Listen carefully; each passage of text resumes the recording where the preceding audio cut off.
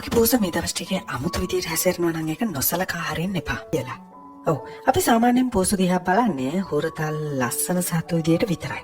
හැබැයි ෆෙන්ෂුයින් සහ ආධ්‍යාත්මික විශ්වාස වලට අනුව පෝස කියන්නේ අద్భుත සතු జాතියක්. එයාලට වාසනාව සල්ලි ආකර්ෂණය කරගන්න පුළුවන්. ඒ වගේම සල්ලි එන කලින් මේ ශක්තිය එයාලට දැනෙනවා. ඒ නිසා යෝගේ පෝස අමුතු දෙයක් කරනවා නම් උදාහරණයක් විදිහට හැම උදේම දොර ඉස්සරහා ඉඳගෙන ඉන්නවා නම් ඔයාගේ කකුලේ ඔළුව අතුල් වෙනවා නම් ඔයාට සර්පිලාකාරව ඇවිදිනවා නම් පොඩක් නැවතිලා බලන්න හොඳ අවධානයක් දෙන්න. මොකද මේවා සල්ලි සහ වාසනාව ඔයා ළඟට ළඟ එනවා කියලා කියන සංඥා වෙන්න පුළුවන්. අද වීඩියෝ එකෙන් මම ඔයාලට පෝස දෙන අద్భుතස දොර ශක්තියේ මොකේ ලෙස සලකනවා. මොකද ධනය ආශිර්වාද සහ වාසනාවන්ත අවස්ථා ඇතුළු සියලුම බාහිර ශක්තියන් ඇතුල් වෙන්නේ මෙතනින්. ඔයාගේ පෝස නිතිපත උදේ පාන්දර නැත්නම් රාත්‍රියේ මේ ස්ථානයේ වාඩි වෙලා ඉන්නවා නම් ඒක ඉතාම විශේෂ හැසිරීමක්. ඔයාගේ පෝස නිකන් අහමුතෙන් තෝරගන්නේ නැහැ.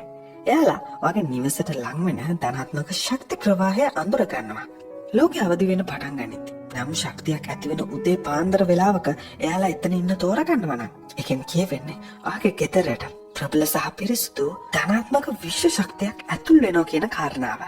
ඒත් එක්කම එකෙන් කියවෙනවා සල්ලි සාර්ථකත්වය සහ වෘත්තීය වර්ධනය වැනි වෙනස්කම් ඔයාගේ ජීවිතයට ලකින් බලනකොට මේ ක්‍රියාවෙන් පෙන්නුම් කරන්නේ ඔයාගේ ජීවිතයට ධනය පිළිගැනීම. පෝස ඔයාගේ නිවස ආරක්ෂා වාඩි වෙලා ඉන්න අතරතුර නිවස දෙසට හිස හරවල බලනවා නම් එකෙන් කියවෙන්නේ එයාලා ඒ ධනාත්මක ශක්තිය ගෙදර ඇතුළට ගෙන යනවා කියන කාරණාව. ඒ නිසා උදෑසනක නැත්නම් හවස් වරුවක වගේ පෝසා දොර ළඟ ගේට්ටුවට මුහුණලා සංසුන් පෙනුමකින් නිහඬව වාඩි වෙලා ඉන්නවා නම් හිනා වෙන්න. ඒක අද දවස හෝ ළඟදිම එන නව පරිච්ඡේදයක ලකුණක්.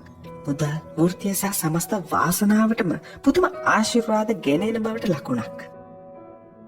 අංක 5. ඔයාගේ පෝසා කුරුල්ලන් හෝ ක්‍රමීන් වැනි අමුතු දේවල් ගෙතිවල සර්පිලාකාර රූපය විවෘත කිරීම චලනය සහ විශ්ව ශක්තිය ආකර්ෂණය කර ගැනීමේ ප්‍රබල සංකේතයක් විදිහට දකිනවා. සර්පිලාකාර හැඩය හමු හැඩතලයක් නෙවෙයි. ඒවා ස්වභාව ධර්ම මන්දාකිනී DNA ව්‍යුහයන් සහ බොහෝ සංස්කෘතින් හරහා ආධ්‍යාත්මික චාරිත්‍රවල දකින්නට ලැබෙන පැරණි සංකේතයක්. ඒවා වර්ධනය ව්‍යාපෘති සහ නව ජීවිතය නියෝජනය කරනවා. ඔයාගේ පෝසාවට සර්පිලාකාරව කරකෙන පටන් ගත්තාම එකෙන් විසිරුණු ශක්ති ශේෂ්ත්‍රයක් ජනනය කරනවා. බොහෝ ශක්ති පරිශ්‍රකයන් විශ්වාස කරන්නේ මේ හැසිරීම සෙනෙහසක් විතරක් නෙවෙයි. ඔයාගේ පෝසා ඔයාට ඇති ශක්තිය ප්‍රබල වෙනසක් අඳුර ගන්නවා කියන කාරණාව. මේ වෙන දෙයක් අහමු නෑ. එයාලා හොඳ සහ නරක ශක්තිය හඳුනා ගැනීමේ හැකියාවට ප්‍රසිද්ධයි.